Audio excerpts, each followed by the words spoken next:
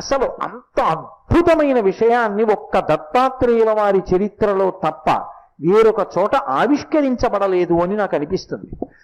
ఒకప్పుడు వారు అవధూత సంప్రదాయంలో నేల మీద దిగంబరుడై పడున్నారు. ఆయన ఒక అరణ్యంలో నేల మీద పడుకుని ఉన్నారు.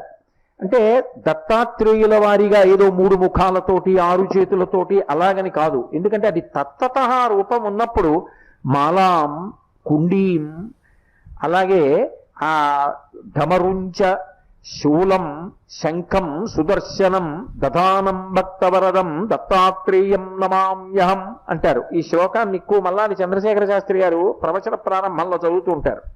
మాలాం, కుండీం ఇవి రెండు కింది 2 చేతులలో ఉంటాయి. 6 చేతులు ఉంటాయి. 6 చేతులలో కింద 2 చేతుల్లో పట్టుకుంటారు. ఇవి మాలాం అంటే అక్షమాల, కుండీం అంటే కమండలం. ఈ కమండలవు